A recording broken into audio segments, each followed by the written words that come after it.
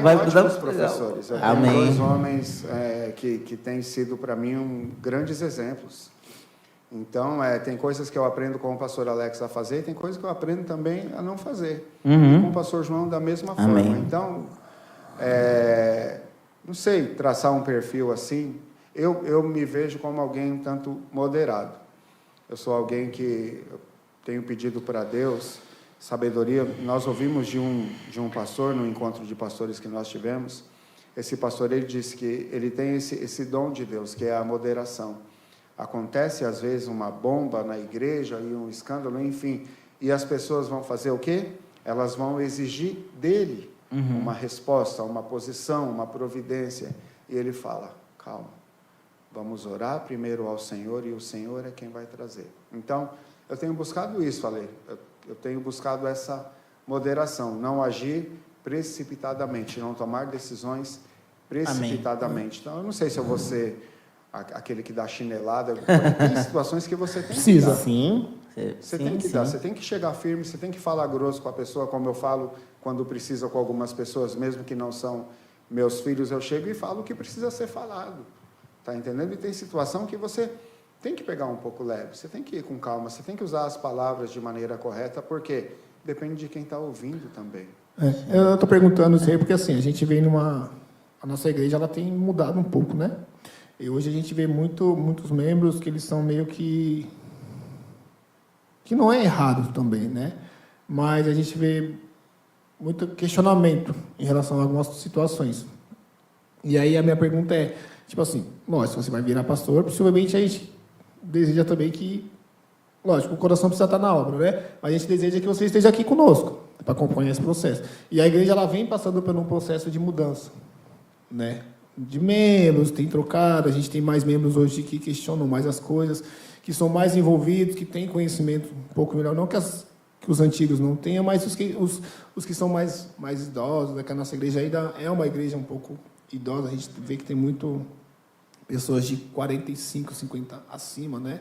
E essa nova galera que está vindo muito cheio de informação, e aí as igrejas, o evangelho que está sendo pregado aí fora, tem, às vezes acaba resvalando aqui dentro, porque a gente quer trazer coisas, culturas, mas na igreja tal tem isso, tal. E aí, para você receber, se está preparado, preparado não, mas você ter essa convicção de que você vai precisar enfrentar esse período assim, e aí o que você pensa, eu vou pegar essa galera aqui, eu vou precisar ter um jogo de cintura um pouco mais ser um pouco mais rígido, digamos assim. Sim. Questionamentos sempre houveram, mesmo quando só era o pastor João, veio o pastor Alex, questionamentos vêm também, mas o que nós vivemos hoje na igreja é um resquício, é daquilo que já vem do mundo, a vida hoje está assim. As pessoas, de um modo geral, hoje elas são assim. Então, por exemplo, pais que insistem em viver hoje da maneira que os nossos avós, bisavós viviam lá atrás, eles não vão ter êxito, porque antigamente o pai chegava no filho, faz isso. O filho, tá bom, pai, ia lá e fazia. Hoje o filho pergunta por quê. Você não pode fazer isso. Tá, pai, mas me explica por que eu não posso fazer isso. Você vai explicar alguma coisa da Bíblia hoje para alguém e a pessoa questiona, mas por que isso é assim? E vai ali. Antigamente não se tinha esta abertura. Então, a vida, de um modo geral, hoje, ela está mais assim. As pessoas, hoje, elas são mais questionadoras. Isso em todo lugar, em nossa casa e na igreja também. Então, claro, eu tenho me preparado, eu já passo por isso, nós passamos por isso. Os pastores, eles já me participam de muitas coisas que acontecem. Está entendendo? Então, Ale, é difícil falar para você, eu estou me preparando para quando ser pastor, eu lidar com isso. Nós já lidamos com isso hoje. Lembra que eu falei da palavra consequência, vinda do pastor João? Mesmo não tendo o título de pastor, não que eu me considere um pastor, eu faço a função, às vezes, de um pastor. Tem muitas pessoas, os novos convertidos, eles me veem como o pastor deles. Muitos deles têm abertura comigo que não tem com os pastores. Eles não vão se aconselhar com os pastores. Eu perguntei eles porque eu vejo tirar, esse perfil de você dúvidas demais. bíblicas com os pastores. Eles vêm comigo. Então, eu já passo por isso hoje.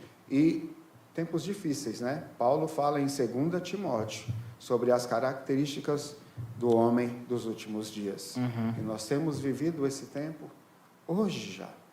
Então, as pessoas são questionadoras, as pessoas são caluniadoras, as pessoas são amantes de si mesmas, elas estão preocupadas consigo mesmas, e elas vêm, né, como bonzinho, como quem está preocupada com o pastor, como quem está preocupada com a igreja, trazendo questões, mas para inflamar.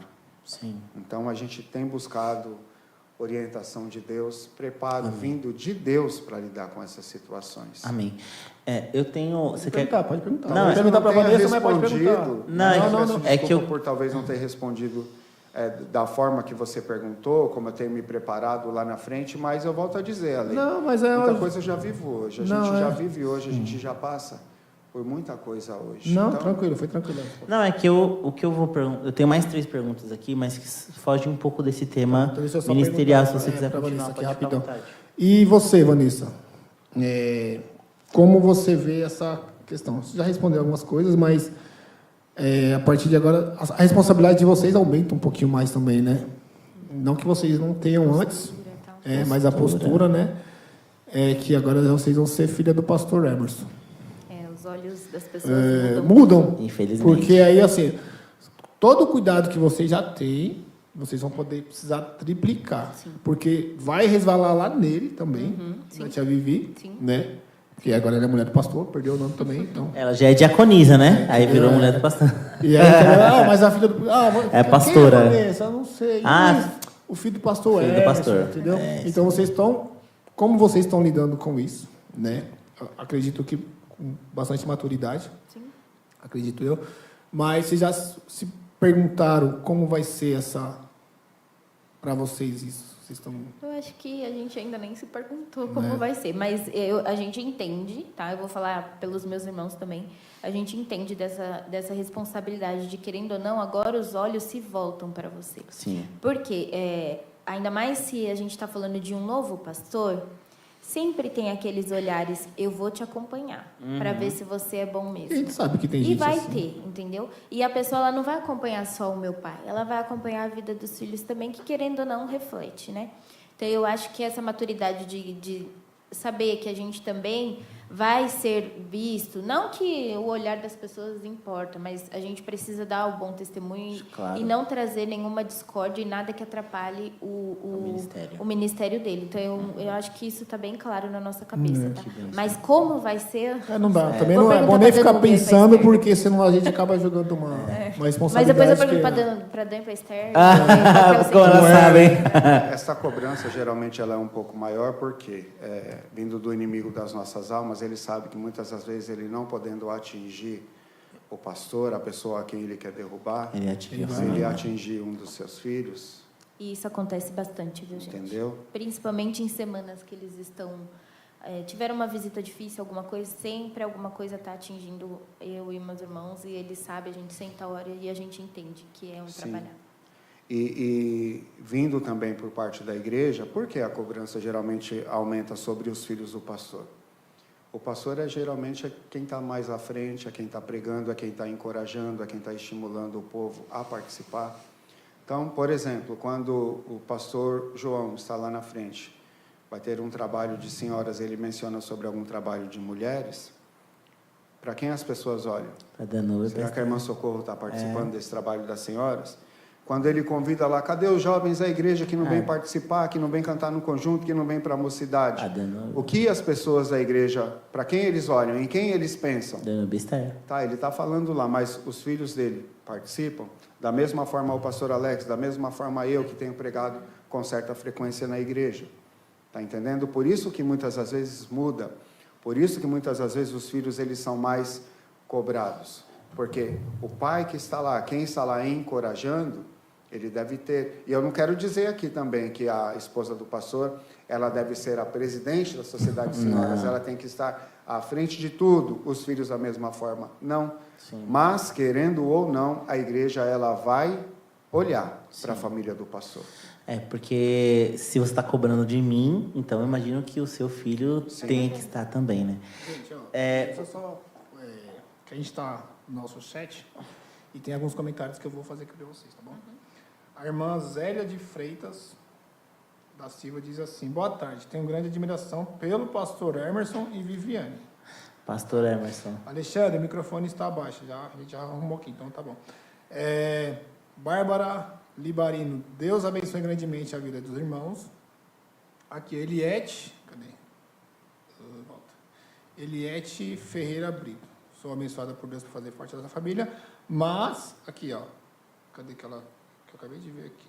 Ao meu ver, é o casal de missionários mais responsáveis da nossa igreja. Amém. Ou seja, vocês estão no caminho maravilhoso, assim, eu falo, eu sou admirador do Emerson, assim, particular, é uma pessoa que eu tenho um carinho muito grande, toda vez que eu tenho a oportunidade de falar para ele, eu falo, eu não tenho vergonha de expor meus sentimentos assim, em relação a isso, porque eu gostaria de ser tratado dessa forma. Sim.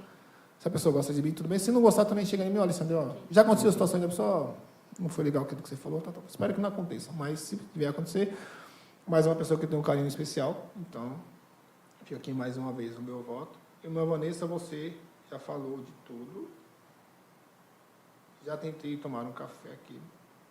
Peraí, deixa eu... Vai lá, Gustavo, vou interpretar essa pergunta aqui dessa. Tá, na verdade, assim, o que eu queria saber, tio Emerson, já caminhando mais para o nosso final, é que como eu fiz várias perguntas sobre o senhor ser pai. Olhando para trás, qual foi a maior lição que o senhor aprendeu como pai? O que você acha? Eu pensei, fiquei pensando. Tem mais duas ainda, tá? Pode não ser a maior, mas a que você considera talvez a mais importante, não sei, ou uma das. A maior lição que eu já aprendi como pai. Cara, não consigo definir assim em poucas palavras não, mas dentre elas é que eu sou um privilegiado. Amém. Privilegiado por ser pai, porque a paternidade é algo que Deus nos oportuniza nós vivermos aquilo que Ele é para nós. Amém. Então, alguém que tem a bênção de ser um pai, é Deus dando a ele a bênção, a oportunidade dele sentir, de ele viver aquilo que Deus é para conosco. Então, é uma lição assim que eu posso dizer para você que eu aprendi ao longo da minha vida sendo pai sei lá, que eu sou privilegiado. Amém. Eu acho que é isso. E continuando nisso, o senhor falou bastante, mas eu queria reforçar. Tem algum conselho para deixar para algum dos pais que está aí? Qual conselho você deixaria? Ou para um futuro pai? O conselho que eu deixo é: busque no Senhor a capacidade para que você seja um pai a contento. Amém. Porque só vem do Senhor. E depois de buscar o Senhor, seja coerente. Amém. Esta palavra coerência, eu creio que ela deve ser muito estudada, ela deve ser muito aplicada nas vidas de todos nós. Coerência, porque tem muita gente que exige algo que ele não é. Ele quer que o outro seja algo que ele não é.